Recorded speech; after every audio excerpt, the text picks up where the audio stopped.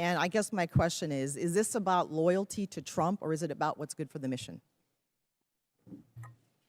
I understand what you're implying, but it's about the Constitution and our military and its ability to execute. And I'm going to make sure the president has the finest officers across the force prepared to deliver.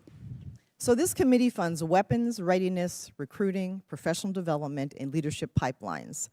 But no amount of money can compensate for a force that may lose trust in the fairness of advancement. And this is fairness. We believe in merit. We have always had a merit-based system. That's not the argument. No, we have not. Not under the But as Biden we administration, consider- we did not. It became social engineering, not merit, and we're fixing no, it it didn't. quick. No, it did not. It did not. And when we consider this budget request, we must ensure that taxpayer dollars are matched by sound judgment, credible leadership, and a personnel system worthy of those who serve. I yield back, Mr. Chair. Gentlelady yields back. Chair now recognizes the gentleman from Georgia, Mr. Scott. Thank you, Mr. Chairman. Gentlemen, thank you for being here today. I'm sorry I was late. I was on the floor of the House of Representatives with a FISA rule vote, and I did not hear the majority of the testimony. But Secretary Hegseth, I respect you. I do want you to know I disagree with the firing of General George. I've sent you a letter. I hope you'll, I look forward to seeing the responses on that. And I mean, it takes 218 votes to get something across the floor of the House of Representatives. And with NDAA and with budget plus-ups and everything else, we're going to lose some Dem votes. I mean, we're going to have, we're going to lose some Republican votes. I mean, we're going to have some Dem votes to do the things that we have to do to fund the Department of Defense. And I just, I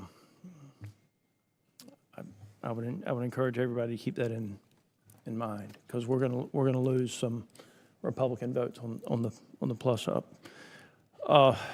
General Kane, the Joint Staff plays a unique role in our strategic direction. The integration of services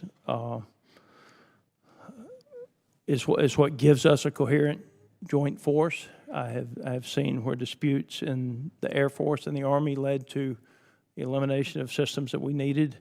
As the Department has made attempts to right-size various components, could you talk about the importance of the Joint Staff and the value to the joint force?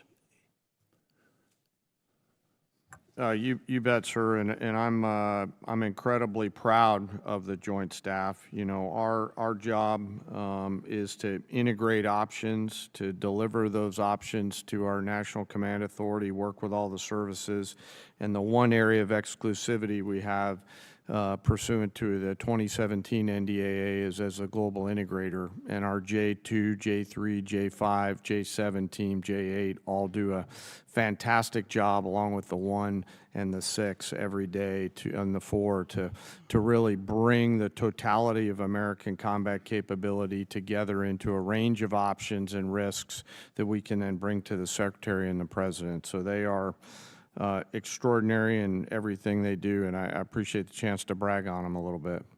Well, I have watched as the Air Force was paying for a system that was predominantly used by the Army in the past. I'm talking about JSTAR specifically. It was the ground moving target indicator that the Army used, but it was coming out of the Air Force budget. And then I think that dispute led to the stand down of a system before another system was ready to go. And that's a dangerous. It's a dangerous thing. I spent a fair amount of time in Africa from this committee's work and from HPSC's work. We lost Air Base 101 and 201. All of you at that table know what happened there. I blame that on State Department and the way the State Department handled that. How do you intend to handle, one is, are we looking at Niger and the potential to get 101 and 201 back? And I do believe that an apology would go a long way with that country. As someone who's met with the ministers over there, and interestingly enough, Minister Toomba wanted tractors. He wanted John Deere tractors is what he asked for. But where will we base out of if we can't get Niger back?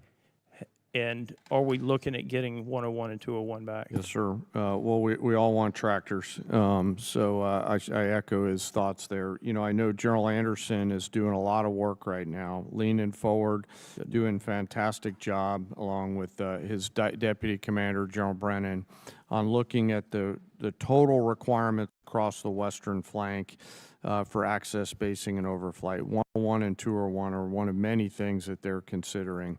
I think the key is what are they going to be able to do with the resources that they have, and we're always in a resource-constrained environment, Congressman, to put sufficient pressure on the CT adversaries there in order to hold them at bay.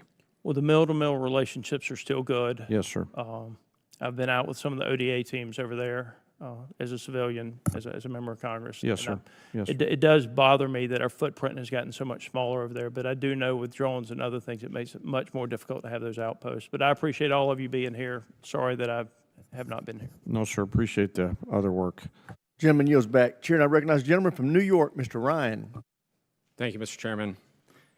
Head wounds, heavy bleeding, and then just shrapnel all over. So folks are bleeding from their abdomen, bleeding from arms, bleeding from legs. Secretary Hegseth, do you know who said that? I'm not sure I do. It was one of our soldiers describing the devastating Iranian drone strike at Port Shuaibah, March 1st in Kuwait. As you know, 6 of our soldiers killed, over 30 wounded. Secretary, do you know the range of the Shahed 136 one-way attack drone, approximately? It depends on the variant, but it's got serious distance. Several hundred miles. Do you know how far Port Shuaibah is from Iran? There's a reason why we took It's extreme I'm measures gonna of reclaim force my time. protection I'm because gonna we reclaim understood my the time. proximity challenges. Mr. Chair, I'm going to reclaim my time. It's well under 100 miles. Before the war started, there was clear intelligence that Shuaibah was high on Iran's target list. Internal analysis had said the site was indefensible from aerial attack and should not be used. Yet you sent our soldiers from the 103rd Sustainment Command there anyway. Is that true or false? True or false? Straightforward question. Are you going to give me a chance to answer or just play gotcha? Did you send them there or not? We took proactive I'll measures take that from the as a yes beginning to and ensure reclaim my force time. protection and defensive Now, posture were let's talk, maximized Mr. across Secretary, the theater. Let's talk about what defenses they had. Prior to the attack, officers on the ground knew our troops were vulnerable. In fact, they requested additional force protection. Did they receive it? Wherever humanly possible, force protection and not. counter I'll UAS save you was the always time. made available. They did not. In fact, when asked to describe the base's defense, one survivor who's come forward from the unit said, quote, I would put it in the none category. From a drone defense capability, none. So let's be clear, no counter-drone capabilities, no counter-rocket systems, no counter-mortar or counter-artillery, not even the basic overhead protection that you and I had 20 years ago in Iraq, and now 6 of our soldiers are dead. The next day, you downplayed the attack. You said it was a squirter that squeaked through fortified defenses. But since then, thankfully, brave survivors have come forward to set the record straight. One of our surviving soldiers told CBS, quote, painting a picture that one squeaked through is a falsehood. Another said the unit was, quote, unprepared to provide any defense for itself. It was not a fortified position. Another survivor said the building's protection was about as weak as one gets. Secretary Hegseth, that is obviously in direct contradiction to what you said from the Pentagon podium the next day. So are you saying that these soldiers, our soldiers who survived this horrific attack, are lying? What I'm saying is before the commencement of the conflict, we put in maximum defensive posture we could. That's a direct We moved contradiction to 70 what they said. in this Secretary. directing. Can I speak, or are you just going to monologue falsehoods all over the place? It's not a falsehood. We moved Excuse me. 7,500 troops off of the Reclaiming my X based time. on the intel. Stop. Based on the intel. Stop. Reclaiming my time. Because you yell doesn't Are make you right. calling, Just because you yell doesn't I'm make you right. reclaiming my time on behalf of these survivors. You just said what they said is a falsehood. There's a much larger that true? picture. There's a much larger picture